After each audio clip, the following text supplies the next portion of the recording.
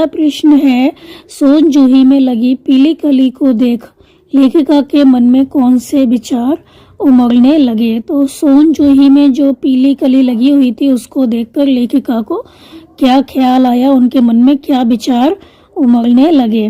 तो आंसर होगा कि सोन जूही में लगी पीली कली को देखकर लेखिका के मन में उस छोटे से जीव की याद आ गई जिसको वो गिल्लू कहती थी।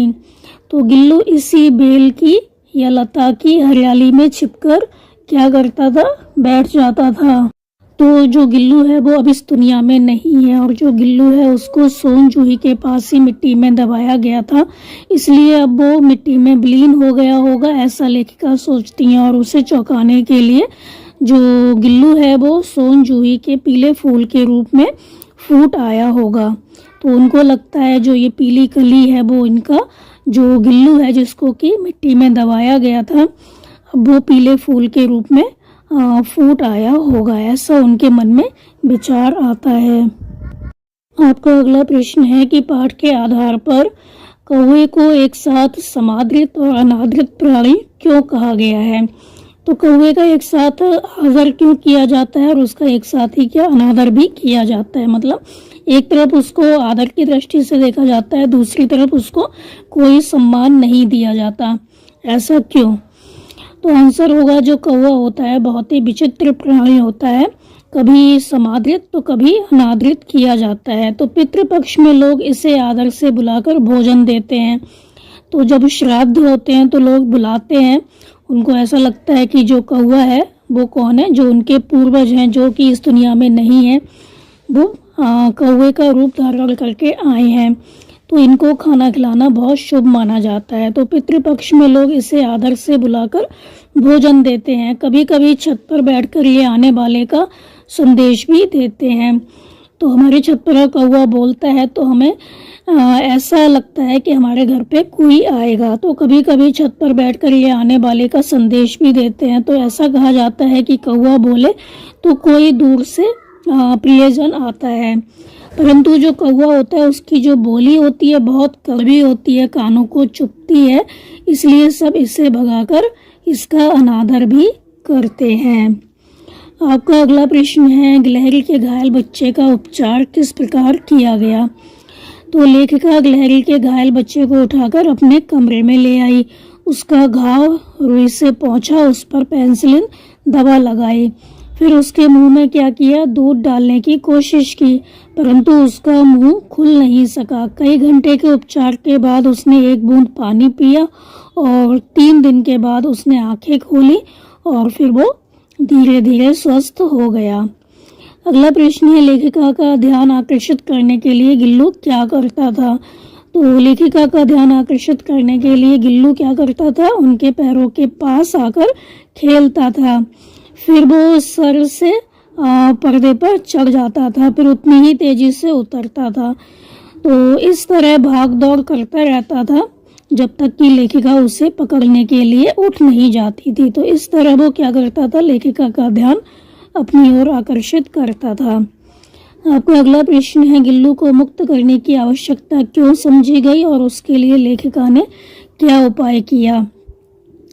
तो गिल्लू के जीवन का पहला बसंत आया, मतलब जो गिल्लू था वो 1 साल का हो गया और कमरे में बाहर के फूलों की सुगंध फैल रही थी। बाहर की जो गिलहरियां थी वो आकर जाली के पास बैठकर चिक चिक करती, तो उन्हें देखकर जो गिल्लू था उनके पास आकर बैठ जाता। उसको इस तरह बाहर निहारते हुए देखकर लेखिका ने जो गिल्लू था उसे मुक्त करना, आज़ाद करना आवश्यक समझा। तो लेखिका ने क्या किया, खिड़की की जाली का एक कोना खोल दिया जिससे कि गिल्लू बाहर आ जा सके। अगला प्रश्न है कि गिल्लू किन अर्थों में परिचारिका की भूमिका निभा रहा था। तो परिचारिका की भूमिका मतलब जो गिल्लू था उसने किस तरह से लेखिका की सेवा की, किस तरह से उसने एक नर्स की भूमिका निभाई। तो एक बार जो लेखिका थी वो बीमार हो गई तो जो गिल्लू था उनके सिरहाने पर आकर बैठ गया और नन्हे पंजों से उनके बालों को सहलाता रहता था वो। तो इस प्रकार वह सच्चे अर्थों में परिचारिका की भूमिका निभा रहा था। आपका अगला प्रश्न है कि गिल्लू की किन चेष्टाओं से यह आभास मिलने लगा था कि अब उसका अंत समय समीप आ गया है। तो गिलहरियों का जो जीवन होता है वो 2 साल का होता है और गिल्लू के जीवन का भी अंत समय आ गया था। तो उसने दिन भर कुछ नहीं खाया था, ना बाहर गया था।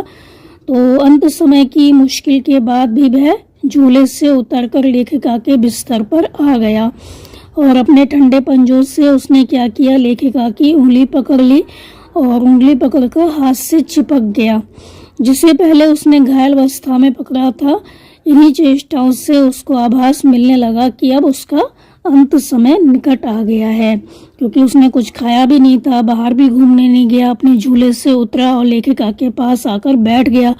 अपने ठंडे पंजों से उसने क्या किया, लेखिका की उंगली पकड़ ली, उसके हाथ से चिपक कर बैठ गया। तो लेखिका को अब लगने लगा था कि इसका अंत समय निकट आ गया है।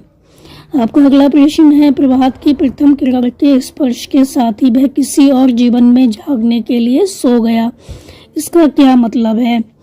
तो इस कथन का आशय यह है कि सुबह होते होते क्या हुआ, गिल्लू की मृत्यु हो गई और वह हमेशा के लिए सो गया ताकि वह किसी नए जीवन को पा सके। मतलब जो गिल्लू था उसकी मौत हो गई और मौत के बाद क्या होता है, जो आत्मा होती है कहीं पर और जगह जन्म ले लेती है। तो गिल्लू की मृत्यु हो गई और वह हमेशा के लिए सो गया, मतलब मर गया वो, ताकि वह किसी नए जीवन को पा सके, कहीं और जन्म लेकर नया जीवन पा सके। अगला प्रश्न है, सोन जूही की लता के नीचे बनी गिल्लू की समाधि से लेखिका के मन में किस विश्वास का जन्म होता है? तो सोन जूही की लता के नीचे गिल्लू की समाधि बनाई गई थी क्योंकि यह लता गिल्लू को बहुत पसंद थी। जो सोन जूही की लता थी गिल्लू को बहुत पसंद थी और साथ ही लेखिका को विश्वास था कि इस छोटे से जीव को इस बेल पर लगे फूल के रूप में देखेगी। तो उसको वहीं पर दफनाया गया था, उसको वहीं पर जमीन में गाड़ दिया गया था। तो लेखिका को ऐसा लग रहा था कि जो उसका गिल्लू है वो इस बेल पर जो फूल लगेगा उसके रूप में वो उसको देखेगी। तो जूही में जब पीले फूल लगेंगे तो लेखिका के समक्ष गिल्लू की जो स्मृति है वो साकार हो जाएगी। इससे क्या होगा, उनको बहुत अधिक संतोष मिलेगा। तो सोन जूही की लता के नीचे बनी गिल्लू की समाधि से लेखिका के मन में क्या विश्वास, किस विश्वास का जन्म होता है कि जो उसका गिल्लू है वो उसके सामने फूल के रूप में दोबारा प्रकट हो जाएगा। इससे उनको बहुत अधिक संतोष मिलेगा। पहला प्रश्न है, भाई के बुलाने पर घर लौटते समय लेखक के मन में किस बात का डर था? तो आंसर होगा, जो लेखक था वो अपने साथियों के साथ झरबेल के बेर तोड़ रहा था। उसी समय गांव के एक आदमी ने जोर से पुकार कर कहा कि उनका भाई बुला रहा है, जल्दी घर जाओ। इस पर लेखक जो थे वो डर गए कि भाई ने क्यों बुलाया है, उनका क्या कसूर है, कहीं बेर खाने पर जो भाई हैं वो नाराज ना हो।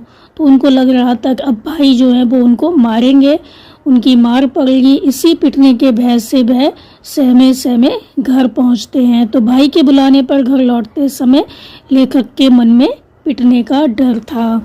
तो अगला प्रश्न है कि मक्खनपुर पढ़ने जाने वाली बच्चों की टोली रास्ते में पड़ने वाले कुएं में ढेला क्यों फेंकती थी? तो आंसर होगा कि जो बच्चे होते हैं वो स्वभाव से ही नटखट होते हैं। तो मक्खनपुर पढ़ने जाने के रास्ते में एक सूखा कुआं था और उसमें एक सांप गिर गया था। तो अपने नटखट स्वभाव के कारण सांप को तंग करने और उसकी जो फुफकार थी उसको सुनने के लिए जो बच्चे थे वो कुएं में ढेला फेंका करते थे। उसकी आवाज़ सुनने के बाद अपनी आवाज़ की प्रतिध्वनि सुनने की इच्छा भी उनके मन में रहती थी। तो कुएं में क्या होता है, जब हम नीचे मुंह करके बोलते हैं तो हमारी आवाज़ भी सुनाई देती है, अपनी जो प्रतिध्वनि है वो भी सुनाई देती है। तो बच्चों को ये लगता था कि क्या करेंगे, वो जब बोलेंगे तो उनकी आवाज़ सुनाई देगी। तो वो जो कुआं था उसमें नीचे मुंह करके तेज तेज चिल्लाते थे तो उनकी आवाज़ भी सुनाई देती थी। तो उनको बहुत मज़ा आता था, बहुत अच्छा लगता था। इसी वजह से जो बच्चे थे वो क्या करते थे, कुएं में ढेला फेंकते थे सांप को तंग करने के लिए और अपनी जो प्रतिध्वनि थी उसको सुनने की इच्छा भी उनके मन में रहती थी। आपका अगला प्रश्न है कि सांप ने फुसकार मारी या नहीं, ढेला उसे लगा या नहीं, यह बात अब तक स्मरण नहीं। यह कथन लेखक की किस मनोदशा को स्पष्ट करता है? यह कथन जो है वो लेखक की बदहवास मनोदशा को स्पष्ट करता है कि वो कितने अधिक घबरा गए थे। जैसे ही लेखक ने टोपी उतारकर कुएं में ढेला फेंका तो उसकी जो जरूरी चिट्ठियां थी वो क्या हुआ, कुएं में जा गिरी। उनके कुएं में गिरते ही जो लेखक थे भौचक्के रह गए, उनका ध्यान चिट्ठियों को बचाने में लग गया। तो वो ये देखना भूल गए कि सांप को ढेला लगा या नहीं और वह फुसकारा या नहीं। अगला प्रश्न है कि किन कारणों से लेखक ने चिट्ठियों को कुएं से निकालने का निर्णय लिया? तो आंसर होगा, चिट्ठियां लेखक के बड़े भाई ने डाकखाने में डालने के लिए दी थी। तो लेखक अपने बड़े भाई से बहुत डरते थे। कुएं में चिट्ठियां गिरने से उन्हें अपनी पिटाई का डर था और वह झूठ भी नहीं बोल सकते थे, इसलिए भी कि उसे अपने डंडे पर पूरा भरोसा था। तो इन्हीं सब कारणों से लेखक ने कुएं से चिट्ठियां निकालने का निर्णय लिया। अगला प्रश्न है कि सांप का ध्यान बटाने के लिए लेखक ने क्या क्या युक्तियां अपनाई? तो आंसर होगा कि सांप का ध्यान बटाने के लिए लेखक ने कई युक्तियां अपनाई। जैसे सांप के पास पड़ी चिट्ठियों को उठाने के लिए उसने डंडा बढ़ाया, सांप उस पर कूद पड़ा। इससे डंडा जो था वो छूट गया, लेकिन इससे सांप का आसन बदल गया। और लेखक चिट्ठियां उठाने में सफल रहा, पर डंडा उठाने के लिए उसने कुएं की बगल से एक मुट्ठी मिट्टी लेकर सांप के दाईं ओर फेंकी कि उसका ध्यान उस ओर चला जाए, और दूसरे हाथ से डंडा खींच लिया उसने। तो डंडा बीच में होने से सांप उस पर वार नहीं कर पाया, हमला नहीं कर पाया। तो इस तरह से उसने सांप का ध्यान बटाकर जो चिट्ठियां थी वो हासिल कर ली। आपका अगला प्रश्न है, कुएं में उतरकर चिट्ठियों को निकालने संबंधी साहसिक वर्णन को अपने शब्दों में लिखिए कि उसने किस तरह से चिट्ठियों को हासिल किया। तो आंसर होगा कि भाई द्वारा दी गई चिट्ठियां लेखक से कुएं में गिर गई थीं और उन्हें उठाना भी आवश्यक था, लेकिन कुएं में सांप था जिसके काटने का डर था। परंतु लेखक ने कुएं से चिट्ठियां निकालने का निर्णय लिया। उसने अपनी और अपने भाई की धोतियां कुछ रस्सी मिलाकर बांधी और धोती की सहायता से वह कुएं में उतरा। अभी वो 4-5 गज ऊपर ही था कि सांप फन फैलाए हुए उसको दिखाई दिया। तो उसने सोचा धोती से लटककर सांप को मारा नहीं जा सकता और डंडा चलाने के लिए वहां पर पर्याप्त जगह नहीं थी, बहुत कम जगह थी। तो लेखक ने डंडे से चिट्ठियां सरकाने का प्रयत्न किया तो सांप डंडे पर लिपट गया और सांप का पिछला हिस्सा लेखक के हाथ को छू गया। तो उसने क्या किया, डंडा पटक दिया, उसका पैर भी दीवार से हट गया और धोती से वो लिपट गया। पर उसने हिम्मत नहीं हारी और हिम्मत करके उसने कुएं की मिट्टी सांप के एक ओर फेंकी। तो डंडे के गिरने और मिट्टी के फेंकने से क्या हुआ, सांप का जो आसन था वो बदल गया। जिस पोजीशन में वो बैठा हुआ था तो वो दूसरी तरह से बैठ गया और लेखक चिट्ठियां उठाने में सफल रहा। धीरे से डंडा भी उठा लिया उसने और कुएं से बाहर आ गया। तो वास्तव में यह एक साहसिक कार्य था। आपका अगला प्रश्न है कि इस पाठ को पढ़ने के बाद किन किन बाल सुलभ शरारतों के विषय में पता चलता है। तो जो बच्चों की शरारतें होती हैं वो कौन कौन सी होती हैं, जैसे कि जो बच्चे होते हैं मौसम अच्छा होते ही खेतों में जाकर फल तोड़कर खाना, ये क्या है, बाल सुलभ शरारतें हैं। तो मौसम अच्छा होते ही खेतों में जाकर फल तोड़ के खाना, स्कूल जाते समय रास्ते में शरारतें करना, रास्ते में आए कुएं, तालाब, पानी से भरे स्थानों पर पत्थर फेंकना, पानी उछालना, पानी में उछलना और जानवरों को तंग करते हुए चलना और अपने आप को सबसे बहादुर समझना, ये सारी जो चीज़ें हैं वो बाल सुलभ शरारतें हैं। और इससे पता चलता है कि जो बच्चे होते हैं वो कितने अधिक शरारती होते हैं। आपका अगला प्रश्न है कि मनुष्य का अनुमान और भावी योजनाएं कभी कभी इतनी मिथ्या और उल्टी निकलती हैं, इसका क्या आशय है। तो आंसर होगा, मनुष्य अपनी स्थिति का सामना करने के लिए स्वयं ही अनुमान लगाता है और अपने हिसाब से जो भावी योजनाएं होती हैं उनको बनाता है, परंतु ये अनुमान और योजनाएं पूरी तरह से ठीक उतरे ऐसा नहीं होता। कई बार ये गलत भी हो जाती हैं। तो जो मनुष्य चाहता है उसका उल्टा हो जाता है। अतः कल्पना और वास्तविकता होती है उसमें हमेशा अंतर होता है। जो हम सोचते हैं और जो चीज़ हम सोचते हैं वो हो या ना हो इसका पता नहीं होता है, इसलिए कल्पना और वास्तविकता में हमेशा अंतर होता है।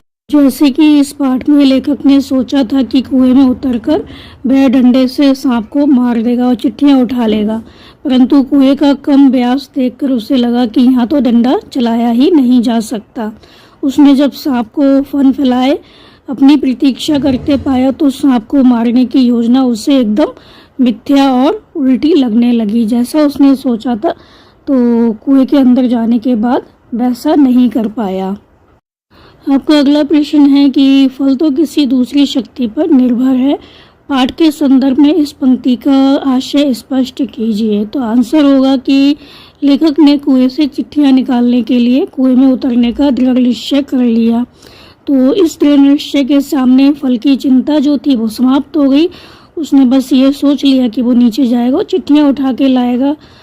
तो उसको लगा कि कुएं में उतरने और सांप से लड़ने का फल क्या होगा यह सोचना उसका काम नहीं है। परिणाम तो प्रभु की इच्छा पर निर्भर है, जैसा ईश्वर चाहेगा वैसा ही होगा। तो फल तो किसी दूसरी शक्ति पर निर्भर है, इसलिए वह फल की चिंता छोड़कर कुएं में चला गया। तो जो लेखक था जब कुएं में उतरा तो वो ये सोचकर उतरा था कि या तो वह चिट्ठियां उठाने में सफल होगा या सांप द्वारा काट लिया जाएगा।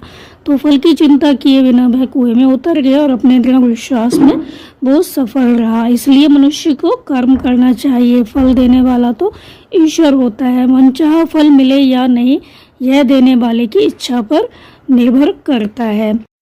तो इस पाठ में जो लेखक है वो भी फल की चिंता किए बगैर कुएं में उतर जाता है अपना कर्म करने के लिए, क्योंकि उसको इस बात का पता है कि फल तो किसी दूसरी शक्ति पर निर्भर होता है। उसको तो अपना कर्म करना है, फल देने वाला तो ईश्वर होता है। अगर हमारे अंदर दृढ़ विश्वास होता है, निश्चय होता है, तो ईश्वर भी हमारा साथ देता है। तो जो लेखक है वो भी क्या होता है, चिट्ठियाँ उठाने में सफल हो जाता है। अपने भाई से पिटने का जो उसके अंदर डर बैठा हुआ था वो भी समाप्त हो जाता है। पहला प्रश्न क्या है? पहला प्रश्न है उनाकोटी का अर्थ स्पष्ट करते हुए बतलाएं कि यह स्थान इस नाम से क्यों प्रसिद्ध है। तो उनाकोटी का आपको अर्थ बताना है और बताना है कि ये जो स्थान है वो उनाकोटी नाम से क्यों प्रसिद्ध है। तो आंसर होगा कि उनाकोटी का अर्थ होता है 1 करोड़ से 1 कम। तो त्रिपुरा में एक जगह है जिसका नाम है उनाकोटी। तो इसके लिए एक दंत कथा है कि कल्लू नाम का एक कुम्हार था। तो कल्लू नाम का जो ये कुम्हार था उसने शिव जी के साथ रहने की प्रार्थना की। तो जो पार्वती होती है वो शिव जी से कहती हैं कि इसको अपने साथ ले चलो। तो जो शिव जी होते हैं वो उसके सामने शर्त रखते हैं कि तुमको क्या करना है, एक रात में मेरी 1 करोड़ मूर्तियाँ बनानी हैं। तो जो कल्लू कुमार था वो शिव जी के साथ जाना चाहता था। तो उसको लग रहा था कि अगर वो एक रात में 1 करोड़ मूर्ति बना देगा शिव जी की तो वो उनके साथ कैलाश पर्वत पर जा सकेगा। इसलिए उसने क्या किया, पूरी रात बैठा रहा वो और मूर्तियाँ बनाता रहा। लेकिन जब सुबह हुई उसको लगा कि मूर्तियाँ बन गई होंगी, लेकिन जब सुबह हुई तो जब गिना गया मूर्तियों को तो उसमें 1 करोड़ से 1 कम निकली। तो वो बना नहीं पाया। तो जैसा कि शिव जी ने शर्त रखी थी कि वो 1 करोड़ मूर्तियाँ बनाएगा तभी वो उनके साथ जा सकेगा, लेकिन वो नहीं बना पाया। तो शिव जी को एक बहाना मिल गया उसको ना ले जाने का, और जो कल्लू था वो वहीं पर रह गया। तब से इस स्थान का नाम उनाकोटी पड़ गया, मतलब 1 करोड़ से 1 कम। तो 1 करोड़ से 1 कम यहाँ पर क्या है, शिव जी की मूर्तियाँ हैं। तो ये स्थान इस नाम से क्यों प्रसिद्ध हुआ? तो ये स्थान इस नाम से इसलिए प्रसिद्ध हुआ क्योंकि यहाँ पर 1 करोड़ से 1 कम मूर्तियाँ हैं और एक ही जगह पर इतनी सारी मूर्तियाँ होने के कारण ये जो स्थान है बहुत अधिक फेमस है, बहुत अधिक प्रसिद्ध है। आपका अगला प्रश्न है कि पाठ के संदर्भ में उनाकोटी में स्थित गंगा अवतरण की कथा को अपने शब्दों में लिखिए। तो दंत कथा के अनुसार कहा जाता है कि ऋषि भागीरथ की प्रार्थना पर गंगा को पृथ्वी पर उतरना पड़ा। परंतु गंगा का जो वेग था वो इतना अधिक तेज था कि यदि पृथ्वी पर वो सीधी उतरती तो पृथ्वी इसके वेग से क्या होता, धंस सकती थी। इसका जो बहाव था इतना अधिक तेज था, अगर ये सीधी पृथ्वी पे आती तो पृथ्वी जो है वो इसके वेग से धंस जाती। इसलिए इसके तेज को रोकने के लिए जो शिव जी हैं उनको तैयार किया गया कि वो क्या करें, गंगा को अपनी जटाओं में उतारें ताकि इसका जो वेग है वो कम हो जाए गंगा का, और जो गंगा है वो धीरे धीरे पृथ्वी पर उतरे। तो इस तरह शिव जी को राजी किया गया कि वे गंगा को अपनी जटाओं में उलझा लें और बाद में धीरे धीरे बहने दें। तो शिव जी का जो चेहरा है वो एक चट्टान है वहाँ पर, उस पर बना हुआ है, और उनकी जटाएं दो पहाड़ियाँ जो हैं, पहाड़ हैं, उनकी चोटियों पर फैली हुई हैं। उनकी जटाएं दो पहाड़ों की चोटियों पर फैली हुई हैं। तो यहाँ पूरे साल बहने वाला जल प्रपात है जिसे गंगा जल की तरह ही पवित्र माना जाता है। आपका अगला प्रश्न है कि कल्लू कुमार का नाम उनाकोटी से किस प्रकार जुड़ गया। तो कहा जाता है कि कल्लू कुमार के कारण ही इस स्थान का नाम उनाकोटी पड़ा। तो वह शिव पार्वती के साथ कैलाश पर्वत पर जाना चाहता था, लेकिन जो शिव जी थे उन्होंने उसके सामने एक शर्त रखी थी कि उसे एक रात में शिव की 1 कोटि मतलब 1 करोड़ मूर्तियां बनानी होंगी। तो कल्लू कैलाश पर जाने की धुन में क्या करता है, मूर्तियां बनाने में जुट जाता है। लेकिन सुबह हो जाती है और जब मूर्तियां गिनी जाती हैं तो एक मूर्ति कम होती है। तो जो शिव जी हैं उनको क्या हुआ, जो कल्लू था उसको अपने साथ ले जाने का जो बहाना था वो मिल गया। शिव को उसे छुड़ाने का बहाना मिल गया और जो कल्लू था वो वहीं रह गया। तो इस तरह से कल्लू कुमार का नाम उनाकोटी से हमेशा के लिए जुड़ गया। का अगला प्रश्न है कि मेरी रीढ़ में एक झुरझुरी सी दौड़ गई। लेखक के इस कथन के पीछे कौन सी घटना जुड़ी हुई है। तो आंसर होगा, लेखक मनु में शूटिंग करने में व्यस्त थे। तभी क्या होता है, सीआरपीएफ एक जवान आता है और बताता है कि निचली पहाड़ियों पर जहां 2 पत्थर पड़े हुए हैं वहां 2 दिन पहले ही क्या हुआ था, एक जवान को विद्रोहियों ने मार डाला था। तो इतना जब उन्होंने सुना, उस जवान को विद्रोहियों ने मार डाला, इतना सुनते ही लेखक को बहुत अधिक डर लगा। तो उनको ऐसा लगा जैसे कि उनकी रीढ़ में एक झुरझुरी सी दौड़ गई हो, मतलब वो बहुत अधिक घबरा गए, बहुत अधिक डर गए ये खबर सुनकर। अगला प्रश्न है कि त्रिपुरा बहुधार्मिक समाज का उदाहरण कैसे बना, मतलब यहाँ पे बहुत से धर्म कैसे हैं। तो त्रिपुरा में क्या होता है, लगातार बाहरी लोग आते रहते हैं। तो त्रिपुरा में लगातार बाहरी लोग आते रहे, इससे यह बहुधार्मिक समाज का उदाहरण बना।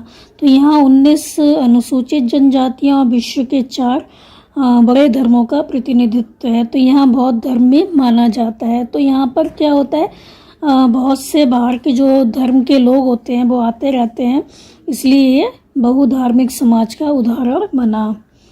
आपका अगला प्रश्न है कि टीलियामुरा कस्बे में लेखक का परिचय किन 2 प्रमुख हस्तियों से हुआ, समाज कल्याण के कार्यों में उनका क्या योगदान था।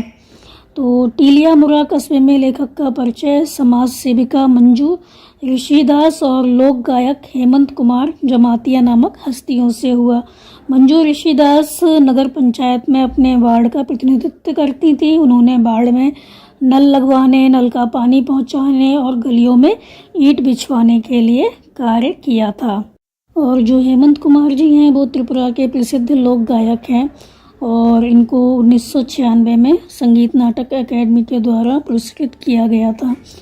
अपनी युवावस्था में वो पीपल्स सेलिब्रेशन ऑर्गेनाइजेशन के कार्यकर्ता थे। अब वो चुनाव लड़ने के बाद जिला परिषद के सदस्य बन गए हैं। आपका अगला प्रश्न है, कैलाश नगर के जिला अधिकारी ने आलू की खेती के विषय में लेखक को क्या जानकारी दी। तो जिला अधिकारी ने आलू की खेती के विषय में बताया कि आलू की बुआई के लिए पारंपरिक आलू के बीजों की ज़रूरत 2 मीट्रिक टन प्रति हेक्टेयर होती है, जबकि टीपीएस की सिर्फ 100 ग्राम मात्रा 1 हेक्टेयर होती है। अब त्रिपुरा से टीपीएस का निर्यात जो है वो पड़ोसी राज्यों और देशों को भी किया जा रहा है। आपका अगला प्रश्न है कि त्रिपुरा के घरेलू उद्योगों पर प्रकाश डालते हुए अपनी जानकारी के कुछ अन्य घरेलू उद्योगों के विषय में बताएं। तो त्रिपुरा में अनेकों घरेलू उद्योग चलते हैं, जैसे अगरबत्ती बनाना, बांस के खिलौने बनाना, गले में पहनने की जो मालाएं होती हैं वो बनाना। अगरबत्ती के लिए सीकों को तैयार किया जाता है, तो यह गुजरात और कर्नाटक में भेजी जाती हैं। त्रिपुरा में जो बांस की पतली पतली सीकें हैं वो तैयार की जाती हैं और इनको कर्नाटक और गुजरात में भेजा जाता है ताकि अगरबत्तियां जो हैं वो तैयार की जा सकें। तो त्रिपुरा में बांस बहुतायत में मिलता है, बहुत अधिक मात्रा में मिलता है। तो इस बांस से टोकरियां, सजावटी वस्तुएं आदि भी तैयार की जाती हैं। पहला प्रश्न है, लेखक का ऑपरेशन करने से सर्जन क्यों हिचक रहे थे? तो लेखक का ऑपरेशन होना था, लेकिन जो सर्जन थे वो हिचकिचा रहे थे उनका ऑपरेशन करने से। क्यों? तो आंसर होगा कि लेखक को 3 जबरदस्त हार्ट अटैक हुए थे, उनकी नब्ज और सांस भी बंद हो गई थी। डॉक्टरों ने तो उनको मृत घोषित कर दिया था, पर डॉक्टर बोर्सेज के द्वारा दिए गए 900 वोल्ट के शॉक से वो रिवाइव तो हो गए, पर उनका जो 60% हार्ट था वो सदा के लिए नष्ट हो गया। और जो शेष 40% जो उनका हार्ट बचा था उसमें 3 अवरोध थे, तो कोई भी डॉक्टर 3 अवरोध के साथ उनका ऑपरेशन नहीं करना चाह रहा था। इसलिए जो डॉक्टर थे वो हिचकिचा रहे थे कि अगर ऑपरेशन किया फिर कुछ हो गया, जो कि 40% उनका हार्ट बचा हुआ है जिसमें 3 अवरोध हैं, तो बहुत ज़्यादा रिस्क होगा। तो इसीलिए जो डॉक्टर थे वो हिचकिचा रहे थे उनका ऑपरेशन करने से। आपका दूसरा प्रश्न है कि किताबों वाले कमरे में रहने के पीछे लेखक के मन में क्या भावना थी? वो किताबों वाला जो कमरा था उसमें क्यों रहना चाहते थे? तो जो लेखक थे उन्होंने बहुत सी किताबें जमा कर रखी थी। उनको, लेखक को किताबों से बहुत अधिक प्रेम था। किताबें बचपन से लेखक की सुख दुख की साथी थी, तो दुख के समय किताबें ही उन्हें हिम्मत देती हुई प्रतीत होती थी। उनको लगता था कि वो इस दुख की घड़ी में जब किताबों के साथ रहेंगे इससे उनको काफ़ी हिम्मत मिलेगी। तो उनके मध्य लेखक स्वयं को भरा भरा महसूस करते थे। उनके प्राण जो थे वो इन किताबों में ही बसे हुए थे। तो अपनी किताबों से आत्मीय संबंध के कारण ही जो लेखक थे वो किताबों के साथ, मतलब जो किताबों वाला कमरा था उसमें रहना चाहते थे। आपका अगला प्रश्न है, लेखक के घर कौन कौन सी पत्रिकाएं आती थी? तो लेखक के घर आर्य मित्र, साप्ताहिक पत्रिका, वेदोदम, सरस्वती, गृहिणी, बाल सखा तथा चमचम, ये सारी जो पत्रिकाएं थी वो आती थी। अगला प्रश्न है, लेखक को किताबें पढ़ने और सहेजने का शौक कैसे हुआ? तो आंसर होगा कि लेखक के पिता नियमित रूप से पत्र पत्रिकाएं मंगाते थे। उनके घर में काफ़ी सारी पत्र पत्रिकाएं आती थी। तो लेखक के लिए खास तौर पर 2 बाल पत्रिकाएं थी, बच्चों वाली जो पत्रिकाएं थी, जिनमें थी बाल सखा और चमचम, ये दोनों पत्रिकाएं आती थी। तो इनमें राजकुमारों, दानवों, परियों आदि की कहानियां होती थी, उनके रेखा चित्र होते थे। इससे लेखक को पत्रिकाएं पढ़ने का शौक लग गया। जब वो 5वीं कक्षा में प्रथम आए तो उन्हें इनाम के रूप में 2 अंग्रेजी की पुस्तकें प्राप्त हुई। तो पिताजी ने उन किताबों को सहेज कर रखने की उनको प्रेरणा दी। तो यहाँ से ही लेखक का निजी पुस्तकालय जो था वो बनना आरंभ हो गया। अगला प्रश्न है, माँ लेखक की स्कूली पढ़ाई को लेकर चिंतित क्यों रहती थी? तो आंसर होगा, जो लेखक थे स्कूल की किताबों को छोड़कर जो अन्य पत्रिकाएं होती थी उनको ही पढ़ते रहते थे, उसमें बहुत अधिक रुचि दिखाते थे। उनका स्कूल की किताबें पढ़ने से मन हट गया था, वो स्कूल की किताबें नहीं पढ़ते थे, उसमें उनका बहुत कम मन लगता था। तो जो माँ थी वो यह देखकर चिंतित रहने लगी थी। तो माँ को लगता था कहीं ऐसा ना हो वह साधु बनकर घर छोड़कर चला जाए, ऐसा ना हो कहीं वो साधु बन जाए और घर छोड़कर ही चला जाए। अगला प्रश्न है, स्कूल से इनाम में मिली अंग्रेजी की दोनों पुस्तकों ने किस प्रकार लेखक के लिए नई दुनिया के द्वार खोल दिए? तो आंसर होगा, लेखक 5वीं कक्षा में प्रथम आए थे, तो उन्हें स्कूल से इनाम में 2 अंग्रेजी की पुस्तकें मिली थी। दोनों जो पुस्तकें थी काफ़ी ज्ञानवर्धक थी। तो एक में पक्षियों के विषय में रोचक जानकारियाँ थी, तो दूसरे में पानी में चलने वाले जहाज़ों की कहानियाँ थीं। एक पुस्तक ने लेखक का परिचय पक्षी जगत से कराया तो दूसरी पुस्तक में जहाज में रहने वाले जो नाविक होते हैं, समुद्र में रहने वाले जो जीव जंतु होते हैं, उनके बारे में बताया गया था, उसके बारे में उनको जानकारी मिली। तो इन्हें पढ़कर लेखक को एक नई दुनिया के विषय में जानकारी मिली। तो इसलिए इन पुस्तकों ने लेखक के लिए नई दुनिया के द्वार खोल दिए। आपका अगला प्रश्न है, आज से यह खाना तुम्हारी अपनी किताबों का, यह तुम्हारी लाइब्रेरी है। पिता के इस कथन से लेखक को क्या प्रेरणा मिली? तो आंसर होगा कि पिताजी के इस कथन ने लेखक को पुस्तकें जमा करने की प्रेरणा दी तथा किताबों के प्रति उसका जो लगाव था वो भी काफ़ी बढ़ गया। अभी तक लेखक मनोरंजन के लिए किताबें पढ़ते थे, परंतु पिताजी के इस कथन ने उसके ज्ञान प्राप्ति के मार्ग को बढ़ा दिया, काफ़ी बढ़ावा दिया। तो आगे चलकर उसने बहुत सी किताबें थी वो जमा की और अपना स्वयं का पुस्तकालय बना डाला। अब उनके पास बहुत सारी पुस्तकें जो थी, काफ़ी सारी पुस्तकें थी उनके पुस्तकालय में, तो उसके पास ज्ञान का अतुलनीय भंडार था। आपका अगला प्रश्न है, लेखक द्वारा पहली पुस्तक खरीदने की घटना का वर्णन अपने शब्दों में कीजिए। तो आंसर होगा, लेखक आर्थिक तंगी के कारण पुरानी किताबें बेचकर नई किताबें लेकर पढ़ते थे। तो इंटरमीडिएट पास करने पर जब उसने पुरानी किताबें बेचकर बीए की सेकंड हैंड बुक शॉप से किताबें खरीदी तो उनके पास 2 रुपये बच गए। तो उन दिनों देवदास फिल्म लगी हुई थी, उसे देखने का लेखक का बहुत मन था। माँ को फिल्में देखना बिल्कुल पसंद नहीं था, इसलिए लेखक वह फिल्म देखने नहीं गए। लेखक इस फिल्म के गाने को अक्सर गुनगुनाते रहते थे। एक दिन माँ ने लेखक को वह गाना गुनगुनाते सुन लिया तो पुत्र की जो पीड़ा थी उससे वो व्याकुल हो गई। तो माँ बेटे की इच्छा जो थी वो भांप गई, वो समझ गई कि ये पिक्चर देखना चाहता है और उन्होंने लेखक को देवदास फिल्म देखने की अनुमति दे दी। माँ की अनुमति मिलने पर लेखक फिल्म देखने चल दिए। अचानक किताबों की दुकान पर उन्हें देवदास जो पुस्तक थी वो रखी दिखाई दी, तो उन्होंने फिल्म देखने के स्थान पर पुस्तक खरीदने का निर्णय लिया। 10 आने में पुस्तक खरीदकर उसने बाकी पैसे जो थे वो माँ को दे दिए। इस प्रकार लेखक ने अपनी जो पहली पुस्तक थी वो खरीदी। आपका अगला प्रश्न है, इन कृतियों के बीच अपने को कितना हरा भरा महसूस करता हूँ का आशय स्पष्ट कीजिए। तो आंसर होगा कि किताबें लेखक के सुख दुख की साथी थी। कई बार दुख के क्षणों में इन किताबों ने लेखक का साथ दिया था। तो जो किताबें होती हैं वो हमारी बहुत अच्छी मित्र होती हैं। तो जो ये किताबें थीं वो लेखक की ऐसी मित्र थीं जिन्हें देखकर लेखक को काफ़ी हिम्मत मिला करती थी।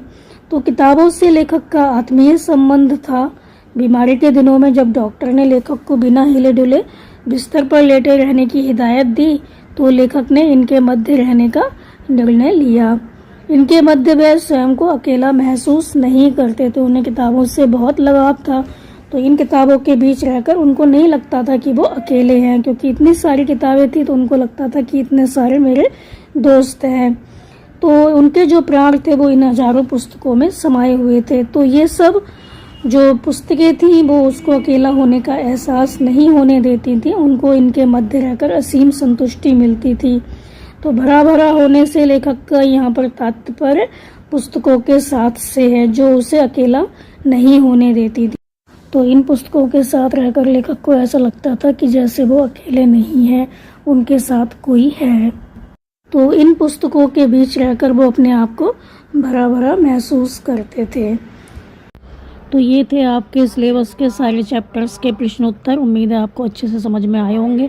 तो आप इनको अच्छे से समझ कर याद कर लीजिए और हमारे चैनल आशा एजुकेशन को लाइक कीजिए, सब्सक्राइब कीजिए और शेयर करना बिल्कुल मत भूला करिए। Thank you.